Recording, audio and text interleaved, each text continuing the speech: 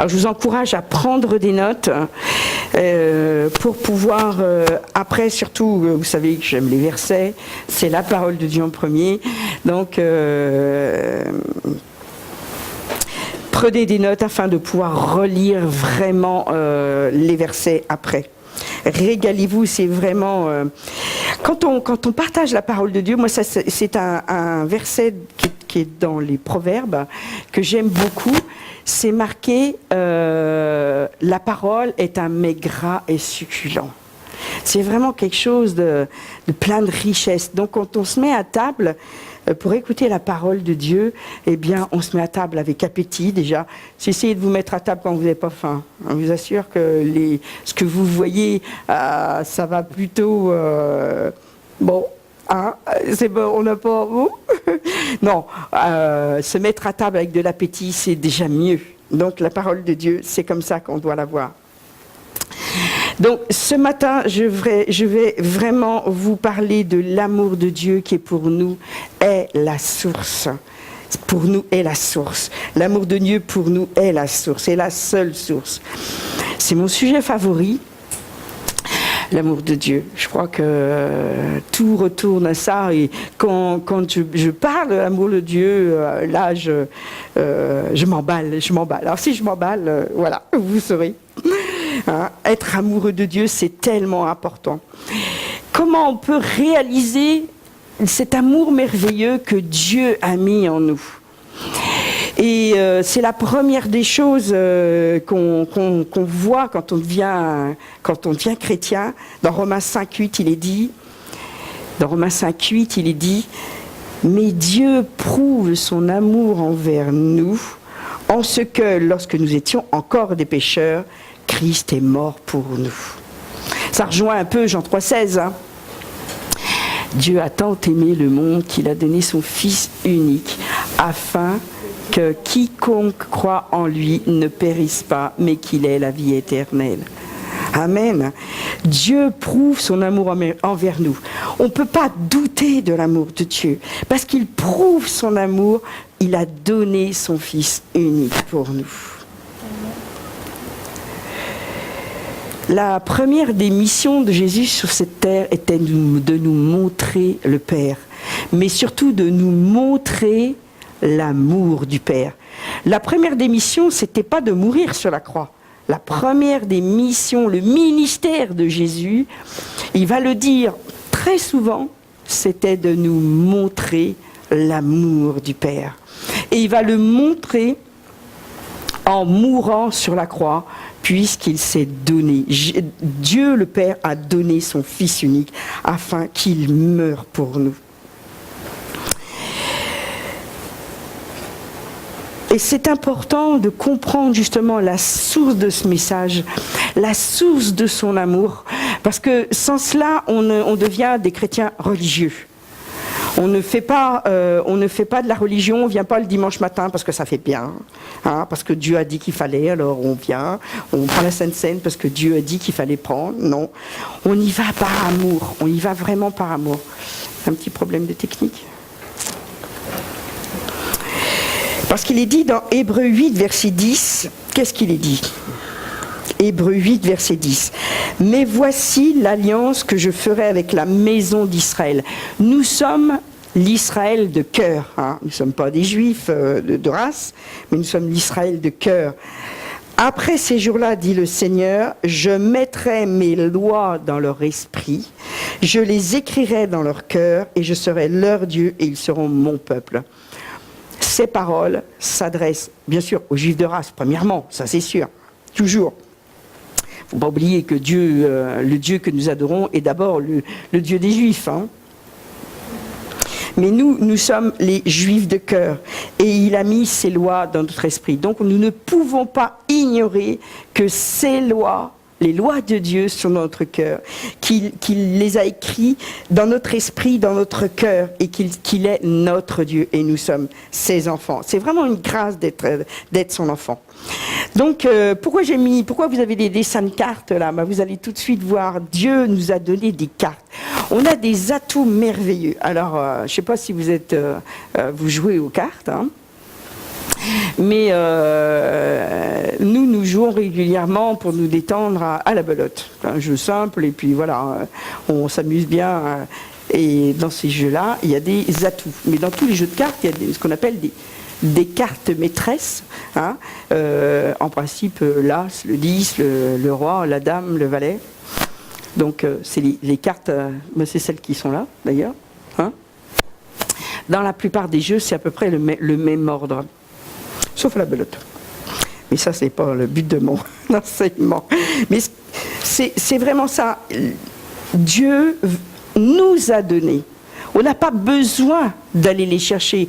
On n'a pas besoin de se dire, ne croyez pas, ça c'est quelque chose qui est très courant, ne croyez pas que vous avez des mauvaises cartes. C'est vraiment étonnant avec Dieu. C'est comme si les petites cartes n'existaient plus. On a vraiment le meilleur des jeux. On a des atouts vraiment exceptionnels. Et il y a des gens, vous savez, dans certains jeux aussi, on appelle ce qu'on appelle des jokers. Hein. Un joker, mais t'en as pas beaucoup des jokers.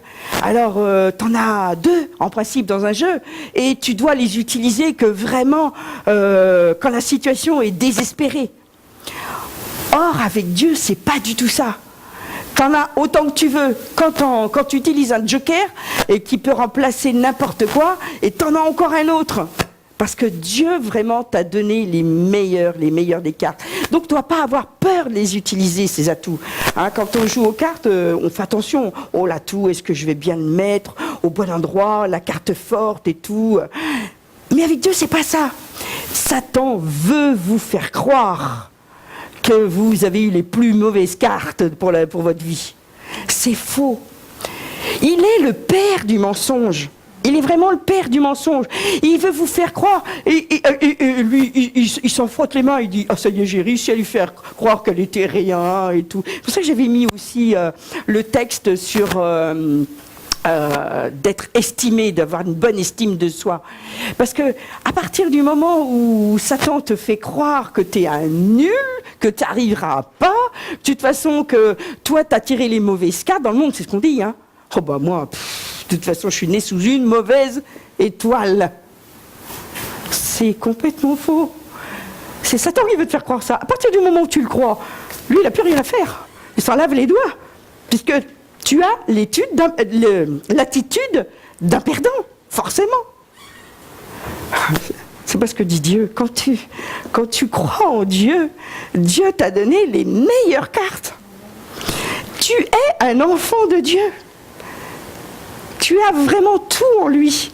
Et quand tu crois ça, tu as la meilleure intelligence. Je pense souvent aux étudiants. Tu as la meilleure intelligence. Ceux qui sont dans leur travail, tu as les meilleures compétences, tu as les meilleures capacités. Personne ne peut te dire que tu es une mauvaise mère. Non. Quand tu es en Dieu, tu es la meilleure des mères possibles. Tu apprends. Mais tu as la meilleure des mères possibles et le meilleur des pères. Et si tu as un enfant, eh ben, tu es le meilleur des enfants parce que tu crois en Dieu. C'est ce que Dieu dit. Ce que Dieu dit, tu es une créature merveilleuse. Bon, je vais revenir un petit peu à mon texte. Alors, un des versets qui vraiment, au tout début de ma conversion, il y a de cela presque 30 ans, je dis toujours 25, mais je suis plus des 30 que des 25. Hein. Romains 8, verset 28. Romains 8, verset 28. Qui c'est qui le connaît celui-là? Romains 8, verset 28. Tout concourt au bien. Et qui sont appelés selon son dessein. N'oubliez pas la fin. Parce qu'il y en a qui disent, qui sont appelés selon ses desseins. Moi, je ne suis pas appelé par Dieu. Il est écrit, tous sont appelés. Tous sont appelés. Vous avez tous un appel, quel qu'il soit. Et celui de faire le ménage dans les locaux de l'église, eh ben, n'est pas moindre que celui qui prend la parole. C'est faux, parce que c'est Dieu qui donne les dons. Alors, on n'a pas à s'enorgueillir d'avoir des facilités pour enseigner, des facilités pour faire ceci ou cela, la louange, des facilités. Non, c'est Dieu qui donne les dons. Et on remercie Dieu de ce qu'il nous donne. Tous sont appelés. Et si vous croyez que vous êtes appelés, vous ferez des grandes choses en Dieu. Ça, pareil. Ne laissez pas Satan vous dire, oh, moi, je ne suis pas appelé. Moi, j'ai rien du tout. Moi, j'ai pas de compétences, j'ai pas d'aptitude. Non, non, non, non. Non, ça, c'est faux. Et nous savons du reste que toute chose concourt au bien de ceux qui aiment Dieu. Dans une autre version que j'ai lue cette semaine, c'est toute chose contribue. Contribue. Parce que le mot concours, des fois, contribue au bien de ceux qui aiment Dieu. Si vous ne comprenez pas dans la situation où vous êtes, ne vous inquiétez pas. Cette situation va contribuer à votre bien. Est-ce que je peux le croire, ça? Oui, tu peux le croire, parce que c'est écrit. Avec la parole de Dieu, avec la vérité.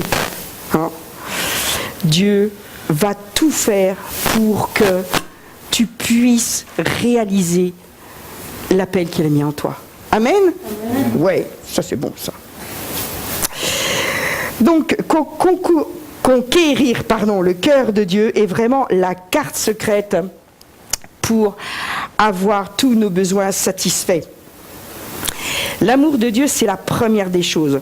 Et on n'a pas à mendier l'amour de Dieu, parce que Dieu nous a aimés alors que nous étions encore pécheurs, alors que nous appartenions encore au monde de Satan. Donc s'il nous aimait avant, à plus forte raison, depuis que nous sommes devenus ses enfants, il nous aime encore plus. Il nous aime. Donc on n'a pas à aller, on va pas aller près de notre papa et dire « Papa, s'il te plaît, tu vas m'aimer, tu vas m'aimer. » Non, il vous aime. Il t'aime, il t'aime. Amen. Ça c'est bon ça. Dans Matthieu 22, verset 36 à 40, Matthieu 22, 36 à 40. Quel est le plus grand des commandements? Tu aimes ton Dieu de toute ton âme, de tout ton cœur, de toutes tes forces. Voilà. Ça dépend de la version où tu le lis. Là, moi, j'ai de tout ton cœur, de toute ton âme et toute ta pensée. Mais c'est toute ta force. Vraiment, de tout ton être. Tu aimes Dieu. Dieu t'aime. Tu ne peux pas en douter, Dieu t'aime. Et en retour, tout ce qu'il te demande, c'est de l'aimer. C'est tout ce qu'il te demande, c'est de l'aimer. Et à partir du moment où tu l'aimes, tu fais sa volonté. À partir du moment où tu l'aimes, tu lui es agréable. À partir du moment où tu l'aimes, Dieu vraiment va te combler de bénédictions. Amen. Mais Dieu fait pleuvoir ses bénédictions sur les bons comme sur les méchants. Ne l'oubliez pas. La seule différence en tant qu'enfant de Dieu, c'est qu'on a plus de bénédictions. C'est tout, N'oubliez pas, Dieu est bon pour tout le monde. Ne me faites pas dire ce que je n'ai pas dit. Donc aimer Dieu, c'est vraiment la carte secrète pour toutes les percées de tous les côtés, pour avoir vraiment des révélations, pour entendre comme Moïse, entendait la parole de Dieu. Quand on voit David qui était haut comme 3 pommes quand il a été appelé, il y avait les Philistins en face. Les Philistins, c'est un peuple de géants. Goliath faisait 3 mètres, pas 3 mètres 50, mais 3 mètres 20, je ne sais plus, quelque chose dans ces eaux-là. Vous imaginez 3 mètres, oui, je ne sais pas combien il y a à peu près, oui, sous plafond, il doit y avoir là 3 mètres à peu près. Vous imaginez un homme de cette taille. Et c'était, oui, de large de même, oui. C'était vraiment quelqu'un... moi, j'aurais tremblé. Devant un tel homme, j'aurais tremblé. Parce que Goliath, faut pas oublier que Goliath avait des frères. Il y avait 4 frères. C'est pour ça que David a pris 5 pierres. Parce qu'il était décidé à tuer Goliath, mais à tuer aussi tous ses frères. Il n'avait pas peur. Il s'est dit, celui-là, je vais l'avoir. Dieu est avec moi. Et lui, ce qui l'a vraiment énervé, c'est qu'il a insulté son Dieu. C'est simplement ça. On voit ça dans 1 Samuel, verset 17-26. On sait que David était frêle quand il a été appelé à ce moment-là. C'était un jeune homme. Il était frêle. Même s'il avait déjà tué un ours et un lion, Il était frêle parce qu'on savait que par rapport, il a essayé l'armure de Saül et elle était trop grande, il ne pouvait pas la porter. Donc on savait que David n'était pas un grand costaud. Donc vous imaginez encore en plus quelqu'un de pas très grand devant ce Goliath. Et lui, il s'est mis en colère. La sainte colère de Dieu l'a habité. Il a dit, comment toi, tu insultes mon Dieu, tu vas voir. C'est comme ça qu'on dirait aujourd'hui. Tu insultes mon Dieu, tu vas voir. Et il a dit dans 1 Samuel 17, quand on regarde après, il dit, David dit aux Philistins, tu marches contre moi avec l'épée, la lance et le javelot, et moi je marche contre toi. Au nom de l'Éternel des armées. Nous marchons au nom de l'Éternel des armées. Notre Dieu s'appelle aussi l'Éternel des armées. Il a tellement de noms. Et il dit au grand Goliath, l'Éternel te livrera entre mes mains. Si vous avez des Goliaths dans votre vie, des Goliaths c'est quoi? C'est des géants. C'est des situations que vous dites, c'est pas possible, ça va jamais se résoudre, comment je vais faire? Ça c'est un Goliath, c'est une montagne. Hein. Vous êtes avec Dieu. Dieu va s'en occuper. Dieu va te donner l'intelligence pour trouver la solution. Dieu va te donner les finances pour trouver la solution. Dieu va te donner les compétences pour trouver la solution. Parce que tu aimes Dieu. Parce que tout concourt au bien de ceux qui aiment Dieu et qui sont appelés selon son dessein. Amen. Amen. Oh oui, on peut applaudir ça. Ah oui, ça on peut applaudir parce que ça c'est vraiment... Hein, l'Éternel vous livrera vraiment ce Goliath, cette montagne, il la rasera. L'amour de Dieu, il vous qualifie vraiment pour l'accomplissement de votre destin, de votre appel. Alors, on pourrait prendre d'autres exemples. Hein. Il y a aussi Daniel dans la fosse au lion. Hein. C'est parce qu'il aimait Dieu. Pourquoi il s'est retrouvé dans la fosse au lion, Daniel ? Parce qu'il ne voulait pas se prosterner devant la statue de Nabuchodonosor. Il ne voulait pas. Il dit non, moi je me prosterne devant mon Dieu. C'est mon Dieu que j'honore matin, midi et soir. Elle dit bon, puisque c'est comme ça, on va te mettre dans la fosse aux lions, là, tu vas voir Pierre des lions bien affamés, là. Hein. Il n'a pas eu peur. Les anges sont venus. Et les lions, ils sont endormis. Et avec les compagnons de Daniel, ça a été la même chose, hein, dans la fournaise ardente. Et le roi, il dit, mais j'en ai mis 3 dans la fournaise, comment ça se fait que j'en vois 4 ? Au milieu de la fournaise ardente, il y avait Jésus, et il ne sentait pas les flammes. Hein, vous vous rendez compte qu'ils avaient chauffé tellement cette fournaise que ceux qui l'avaient chauffée, ils ont été instantanément morts. Ils pouvaient tellement, quand on s'est approché, est-ce que les compagnons de Daniel sont rentrés dedans, allez hop, et on sentait même pas l'odeur de la fumée sur eux. Vous imaginez ? Moi j'ai dormi auprès des feux de camp. Hein. Je vous assure que le lendemain matin il y a intérêt à prendre une douche. Hein. Quand on fait un barbecue, c'est pareil, hein. C'est ouf. J'aime bien l'odeur du barbecue, mais l'odeur de la fumée dans mes cheveux, j'aime pas trop. Donc, on voit que Dieu vraiment protège ceux qui sont amoureux de lui.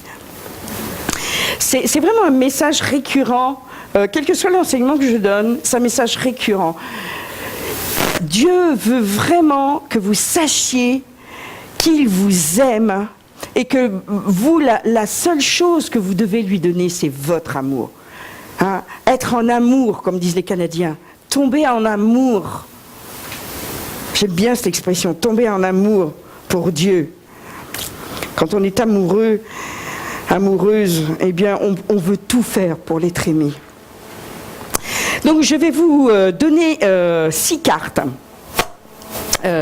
6 cartes qui vont montrer, c'est pas grave si elles ne défilent pas, qui vont vous montrer que Dieu va vous combler de bénédictions. Mais c'est des cartes maîtresses. C'est pas seulement une bénédiction, ah, merci Seigneur, je reçois et tout. Non, ce sont des atouts que vous avez déjà dans votre main. Hein, que je sois bien clair, ce sont des atouts.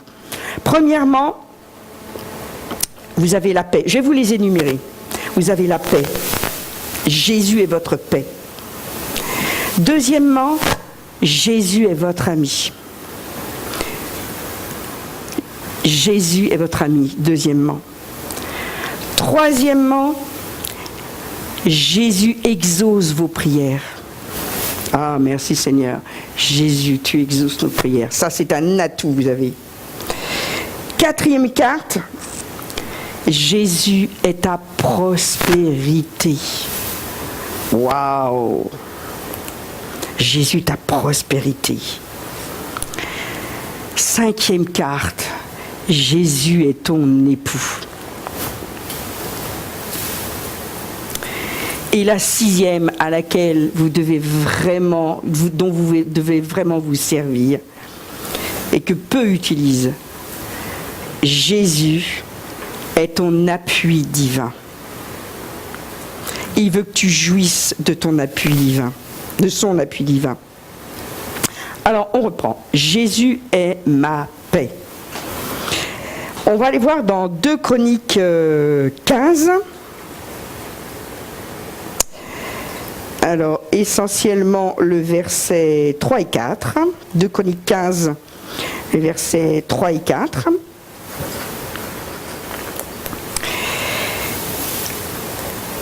Alors, on voit vraiment que Dieu... C'est pour ça que l'Ancien Testament, même si vous ne comprenez pas tout, dans l'Ancien Testament, à écouter l'Ancien Testament, vraiment, il y a des choses que le Seigneur peut vous révéler.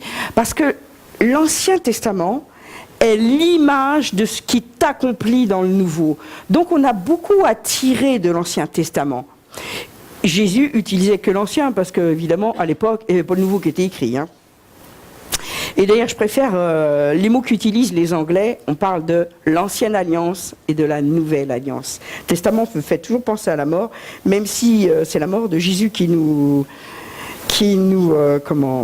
a donné la vie à nous. Je préfère vraiment le mot alliance. Alors, il est dit dans ce passage, l'Éternel est avec vous quand vous êtes avec lui. Si vous le cherchez, vous le trouverez. Mais si vous l'abandonnez, il vous abandonnera. Pendant longtemps, il n'y a pas eu pour Israël ni vrai Dieu, ni sacrificateur qui enseignât, ni loi. Mais au sein de la détresse, ils sont retournés à l'Éternel, le Dieu d'Israël, ils l'ont cherché et ils l'ont trouvé. Et c'est vrai que beaucoup de personnes vont venir à Dieu parce qu'ils sont au sein de la détresse. Pourquoi ? Parce que quand tout va bien, on ne cherche pas Dieu, la plupart du temps. Pourquoi voudrait-on chercher Dieu quand tout va bien ? Hein, on est en bonne santé, on a des richesses, nos enfants vont bien, tout va bien. Et on ne cherche pas Dieu. C'est dommage que Dieu, en fin de compte, on va trouver Dieu, quand on est dans la détresse. Donc s'il y en a qui sont dans l'abondance, surtout n'attendez pas d'être dans la détresse pour crier à Dieu. Mais là, ce passage, il nous dit, quand l'Éternel est avec vous, quand vous êtes avec lui. C'est ça surtout qui m'a marqué. L'Éternel, mon Dieu, est avec moi quand je suis avec lui. Quand je suis avec lui comme un mari, une femme. Quand je l'aime vraiment, je suis avec lui. Et il dit, si vous le cherchez, vous le trouverez. Mais si vous l'abandonnez, il vous abandonnera. Dieu ne force jamais personne. À partir du moment où on ne veut pas de lui, Dieu te laisse vivre ta vie. Hein? Dans 2 Chroniques 15, seulement le verset 12... C'est vrai que chaque fois que nous ne faisons aucun cas de Dieu dans notre vie, hein, nous récoltons vraiment le manque de paix à l'extérieur comme à l'intérieur. Hein. L'extérieur se dégrade rapidement. Et par contre, l'intérieur, c'est le vrai cafouillage. Mais quand on retourne à Dieu, vraiment, Dieu nous parle, Dieu nous bénit, Dieu nous couvre de ses bienfaits. Dans 2 Chroniques 15, le verset 12, il dit « Ils prirent l'engagement de servir l'Éternel, le Dieu de leur père, de tout leur cœur et de toute leur âme. » C'est vraiment le premier des commandements. Et vraiment, Dieu, c'est ce qu'il veut. Il a toujours voulu ça, c'est qu'on l'aime, comme on dirait chez nous, à fond les gamelles. Qu'on l'aime vraiment, qu'on cherche vraiment à lui être agréable, à lui faire plaisir.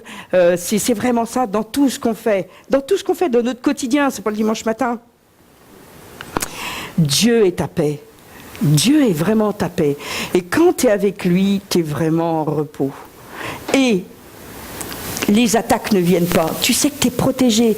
Quand tu l'aimes, tu as des armées d'anges qui viennent te protéger, qui viennent combattre pour toi. Dans tout l'Ancien Testament, on voit ça. Il combat pour toi. Il combat pour toi. C'est vraiment quelque chose qui est accompli, puisque je disais, hein, l'Ancien est accompli. C'est ce que Jésus a dit. Hein, c'est pas moi qui le dis, c'est Jésus. L'ancienne alliance est accomplie dans la nouvelle alliance. Donc Dieu combat pour nous. Il a toujours combattu pour son peuple. Dieu combat pour nous.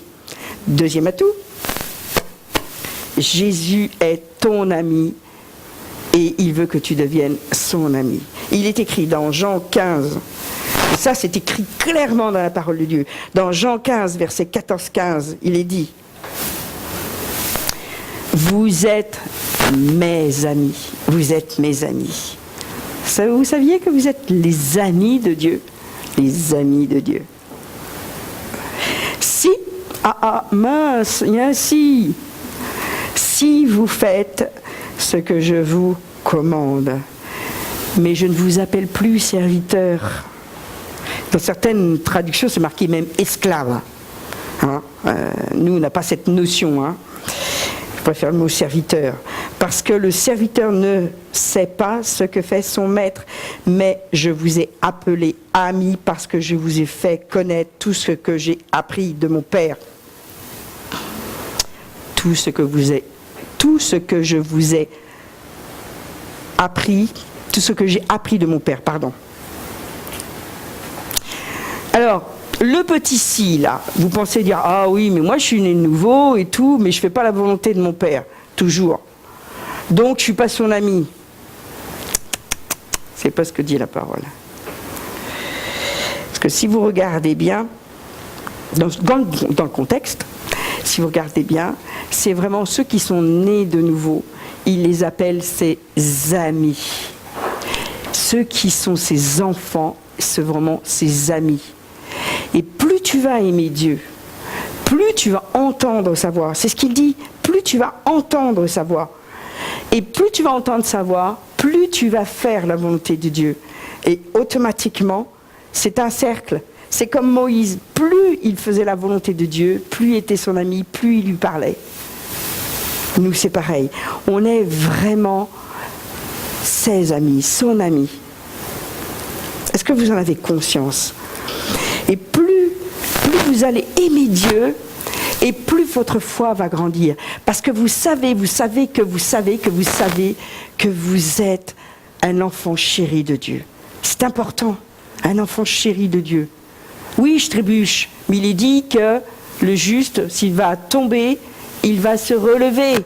À chaque fois, il va se relever. C'est pas, il ne faut pas dire que c'est parce que dans ce verset il est dit le juste peut tomber 7 fois, il va se relever. Oh là là, moi je suis tombé plus de 7 fois. Hein. Non. Regardez bien le contexte, ne sortez jamais un verset de son contexte. Ça veut dire que autant de fois que le juste va tomber, autant de fois il va se relever. Pourquoi? Parce qu'il a le plus précieux des combattants à côté de lui. Nous, on a le Saint-Esprit qui va nous relever à chaque fois. À chaque fois. Ne crois pas parce que tu es à terre que tu es définitivement à terre. Ça t'en veut toujours quoi? Ne le crois pas, c'est un menteur. Dieu dit que tu vas te relever. Parce que nous sommes des justes. Dieu nous appelle des justes. Nous sommes justifiés. À chaque fois que nous demandons pardon, nous sommes lavés, nous sommes purifiés, nous sommes justes. Même si ça nous paraît complètement dingue, complètement fou, complètement pas possible, c'est la parole de Dieu qui le dit. Moi, je la crois. Un point, c'est tout. Ne discutons pas la parole. Troisièmement, Jésus, troisième atout, Jésus exauce tes prières. Alors, on va aller voir dans Jean 9, verset 31. Jean 9, verset 31. Ça rejoint au verset d'avant, Jean 9, verset 31, où il est dit que Dieu n'exauce pas les pécheurs, mais celui qui fait sa volonté. Hein, on ne parle pas de pécheurs dès qu'on a accepté Jésus dans sa vie. Hein. N'oubliez pas. Hein. Ne faites pas dire à la parole ce qu'elle ne dit pas. À partir du moment où vous avez accepté Jésus dans votre cœur, à partir de ce moment-là, vous faites sa volonté. Vous êtes rentré dans sa volonté parfaite. Et c'est très important. Dans Jean 14, verset 41, Jean 11, verset 41, alors ça c'est le passage où Jésus devant la tombe de Lazare. Et Jésus était au loin. Il y a des disciples qui sont venus voir Jésus en disant « Lazare, Lazare ». Lazare, c'était le meilleur ami de Jésus. Et il dit « Lazare, il est mort, il faut que tu viennes vite, il est mourant. Viens vite. » Jésus dit « Non, pas maintenant. Et en fin de compte, à un moment donné, il y a Lazare est mort. Il dit « Maintenant, je vais y aller. » Et quand il arrive, il est mort depuis 3-4 jours. Et il est déjà dans le tombeau. Hein. Les tombeaux juifs, c'était des pierres, hein, comme des grottes, je veux dire. Et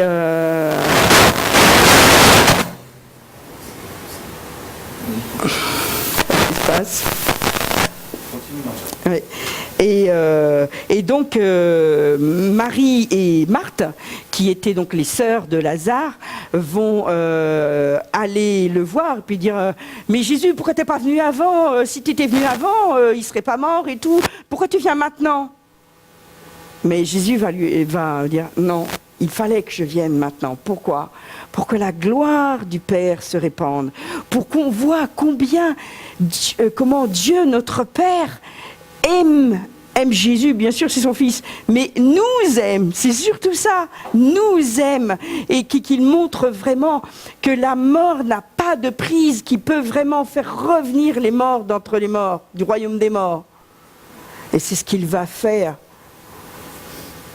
Et Jésus va dire au verset 41, je te rends grâce de ce que tu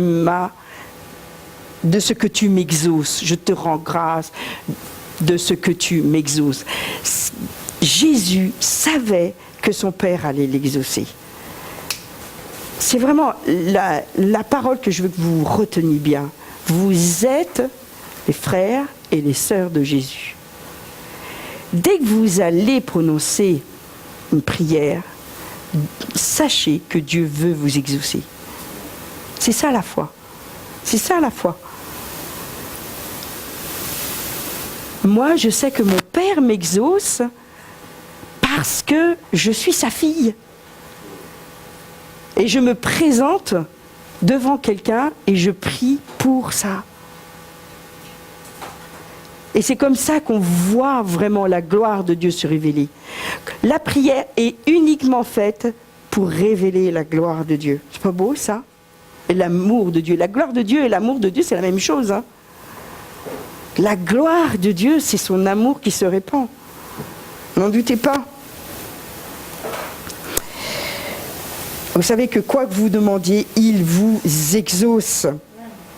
Amen. Amen. Ah, ça c'est bien. Allez voir Jacques, qui a beaucoup dans Jacques.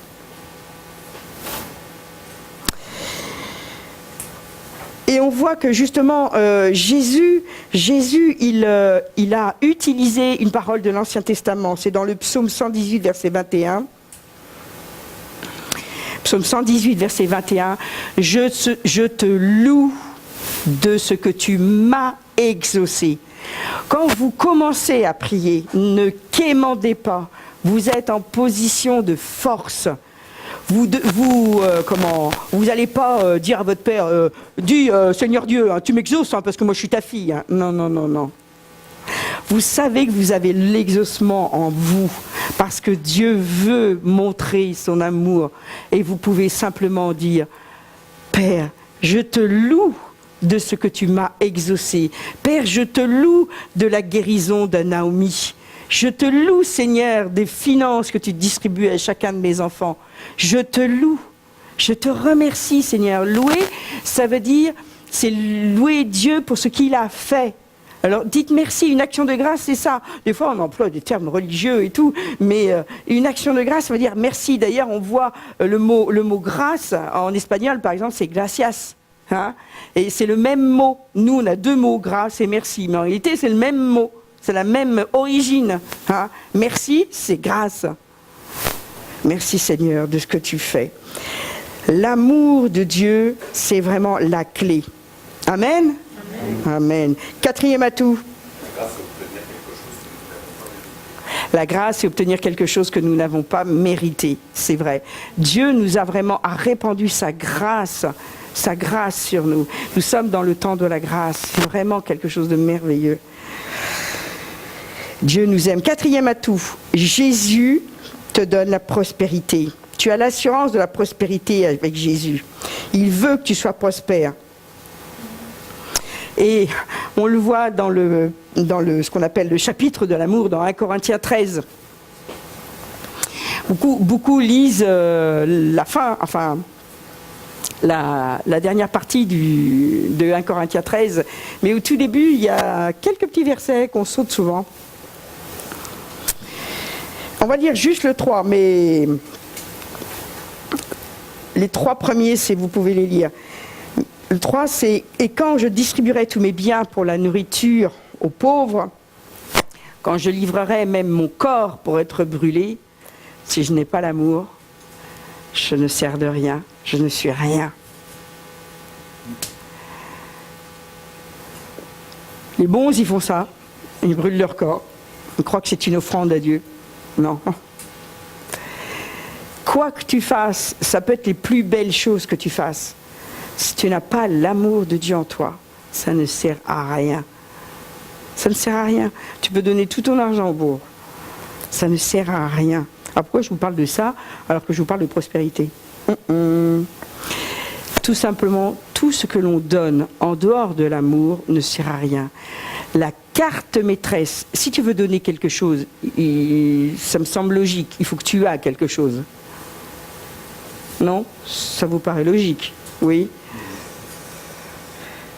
Si tu veux donner quelque chose, il faut que tu aies quelque chose. Et tu n'auras rien si tu n'as pas l'amour de Dieu en toi. Si tu n'exaltes pas l'amour. L'amour, je vais rectifier. L'amour de Dieu, on l'a en nous. Que vous ne mépreniez pas. L'amour de Dieu, vous l'avez en vous. Mais si vous n'aimez pas Dieu, si vous n'obéissez pas au premier des commandements, tu aimeras Dieu de tout ton cœur, de toute ta force, de toute ta pensée, de tout ton être, en fin de compte. Tout ce que tu fais, il faut que tu le fasses par amour pour Dieu. Ça, c'est un autre verset. Tout ce que vous faites, faites-le par amour pour Dieu. Eh bien, tu pourrais avoir tout l'argent, mais si tu n'as pas l'amour, ça ne sert à rien. Et Dieu ne va pas te donner l'argent.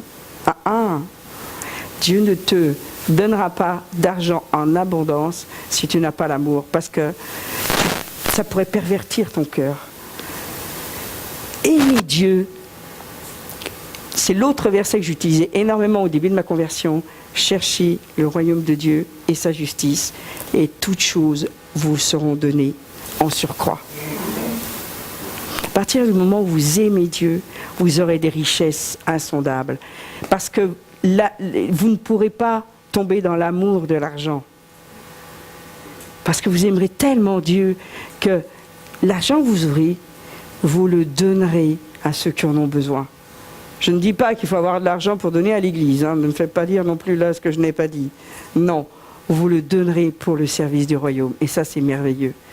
Vous prendrez ce que vous avez besoin pour vous. Ça, c'est normal. Mais Dieu veut que le peuple chrétien soit vraiment dans l'abondance. Ça, c'est un autre des mensonges de Satan, de faire croire qu'il ne veut pas qu'on soit dans l'abondance. On ne peut rien faire.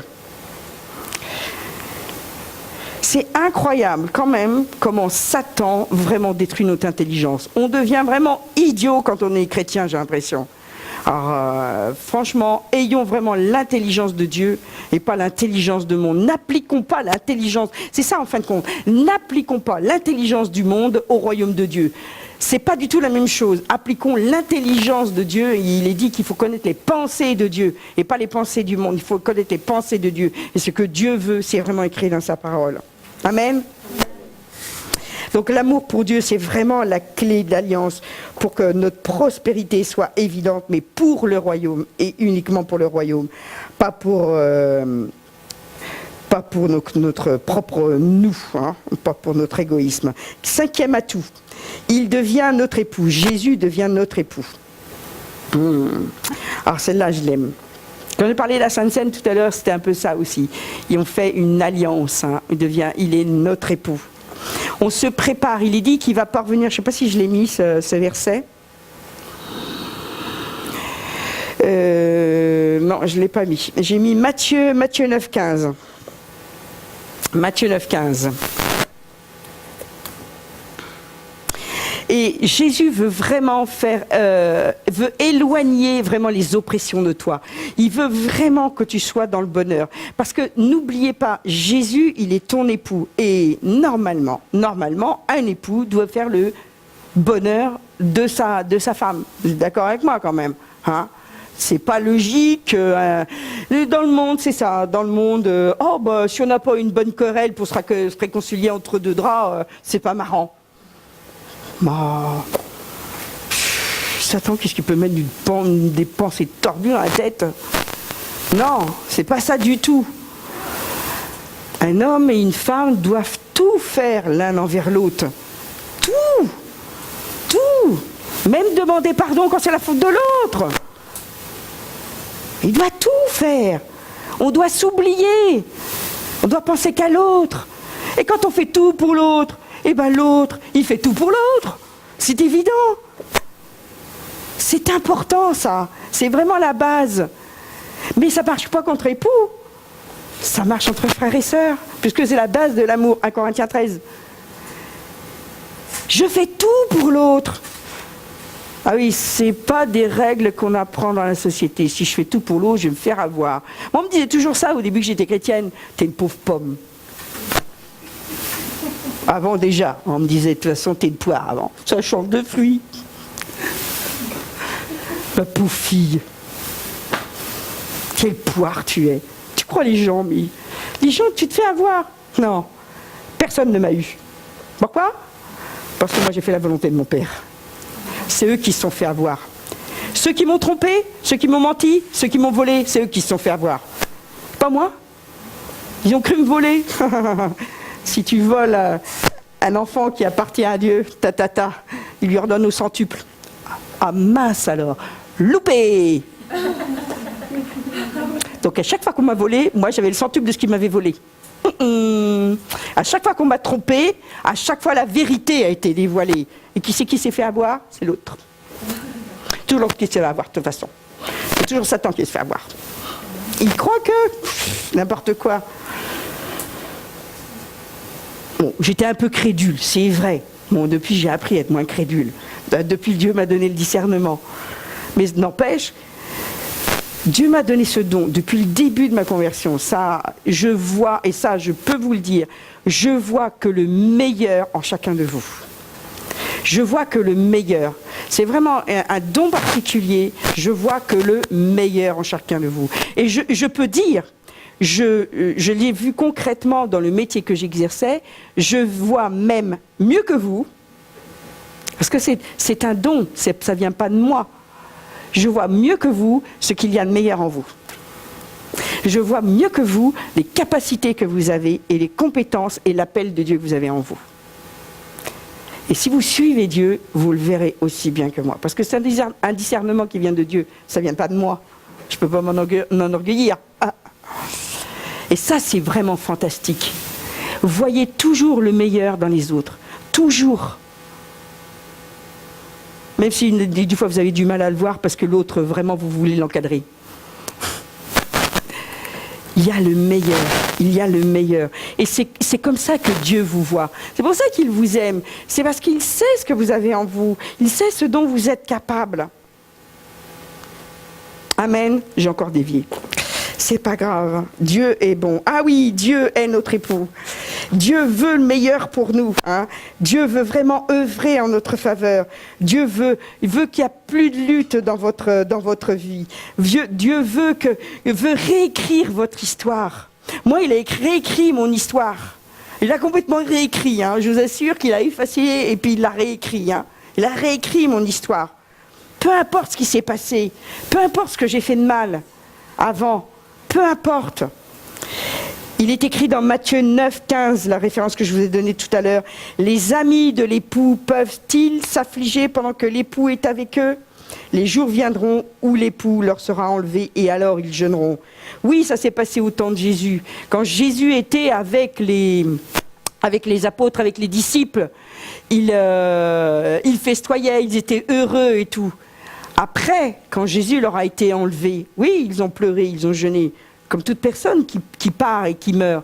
Mais après, ils étaient heureux. On croit que maintenant, on doit tous jeûner et pleurer parce que Jésus il est parti. Non, Jésus il est revenu entre les deux, hein, entre cette parole et puis il est revenu et il est ressuscité. Il leur a dit, il est venu pendant 40 jours déjà, après sa mort. Sa résurrection, je veux dire. Il est venu pendant 40 jours, il a mangé avec les disciples et tout. Et, hein, il était un homme ressuscité, vraiment. Il a mangé avec eux. Et après, il est parti rejoindre son père. Et il a dit, ne pleurez pas. Hein, les anges lui ont dit, non, mais ne vous inquiétez pas. Attendez dans la chambre haute et je vais vous envoyer le consolateur, le Saint-Esprit. Et lui, il va vous réjouir.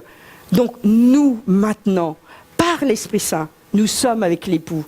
Nous ne sommes pas physiquement avec lui, parce que nous attendons ce jour glorieux où il va revenir physiquement à la seconde retour de Jésus. Waouh!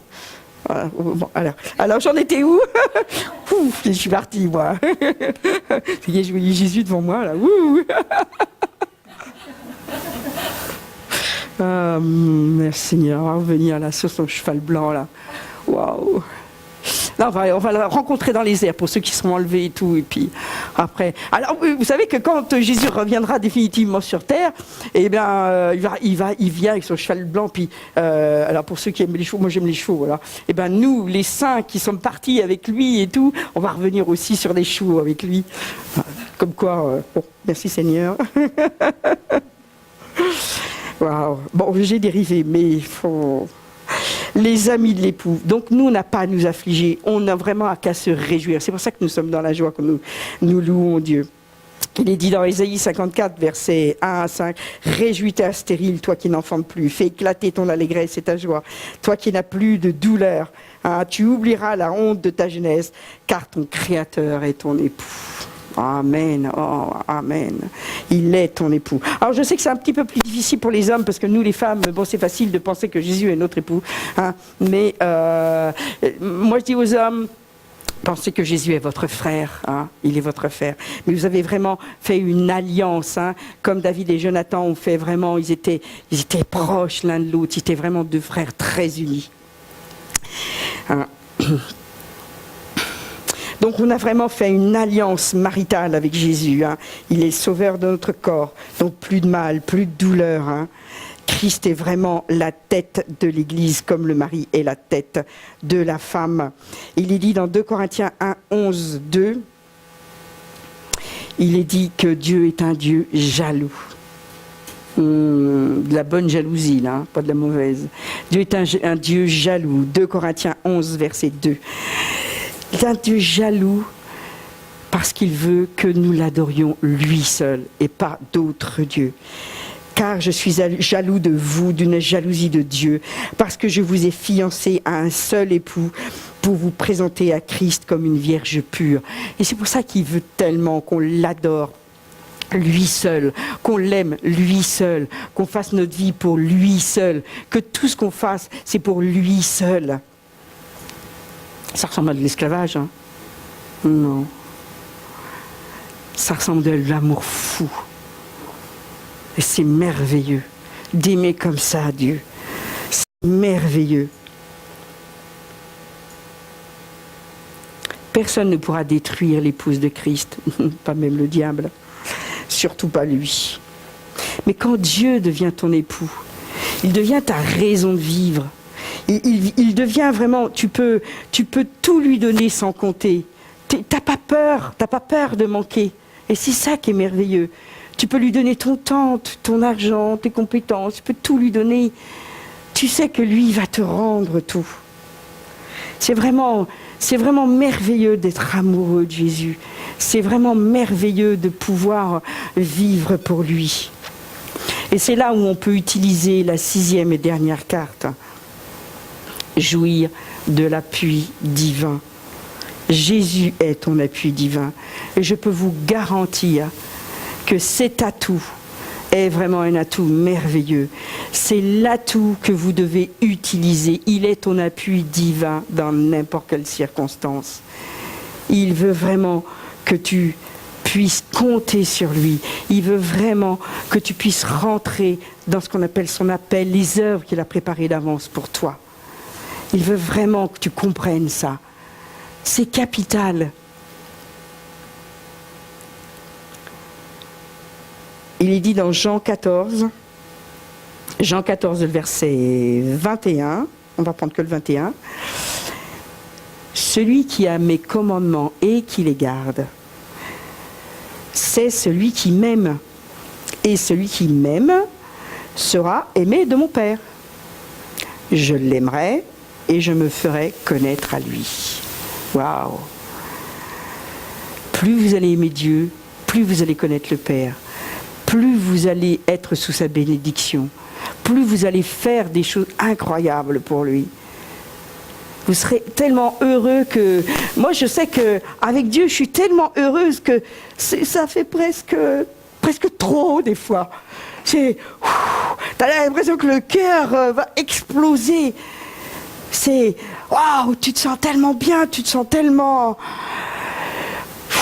C'est tellement grand. Mais non, il y a encore plus. Tu t'habitues à l'amour de Dieu. Tu t'habitues qu'il est vraiment là pour toi, toujours. Qui résout tes problèmes. Qui te met dans une bonne santé. Tu t'habitues. Et quand tu t'habitues, il te donne encore plus. Il dit, bon, maintenant, là, t'es bien. Là, ça va, là. Hein? Et je vais te donner encore plus. Ah, Seigneur, encore plus? Comment je peux faire, là? Mais si, encore plus. Dieu veut que tu ressentes tellement d'amour, que tu puisses donner tellement d'amour autour de toi. C'est ça la vraie vie chrétienne. Et donner de l'amour, c'est pas simplement dire je t'aime. Ça y participe parce que c'est très agréable de dire. Moi j'aime bien quand vous me dites oh si je t'aime Nadine. Mais c'est pas seulement ça. C'est vraiment des actions. Et Dieu veut que tu me fasses des actions pour lui. Je sais qu'on est dans un tournant décisif, qu'on est vraiment à un tournant où il se passe des choses. C'est des choses qui vous ont été annoncées, si vous l'avez entendu. Mais c'est en train de se produire. Moi, je le sens. C'est en train de se produire. Je ne parle pas de l'Église en général, je parle de nous. Il est en train de se produire en vous, dans ceux qui participent dans cette église. Je ne dis pas que ça ne se participe pas ailleurs, mais je sais, en vous, il se passe des choses qui vont vraiment, vous allez entrer vraiment dans une autre dimension. Et je le vois, je le ressens vraiment. Dieu me l'a montré. Et je sais que vous allez faire des choses que jamais vous n'avez faites. Parce que c'est déjà dans vos cœurs. Et des fois, il manque juste un tout petit chose pour que vous entriez dans l'action. Mais je sais qu'il y en a qui sont entrés déjà dans cette action. Et ça, je peux vous dire que l'Esprit de Dieu est sans cesse en train de me le répéter. Sans cesse, sans cesse. Il se passe quelque chose en France. Il se passe quelque chose en France. Et ne coupez pas la vidéo. C'est l'annonce que j'ai oubliée tout à l'heure et qui est si importante. Je sais pourquoi je l'ai oubliée sur la vidéo. Sur les diapos, je veux dire, les annonces.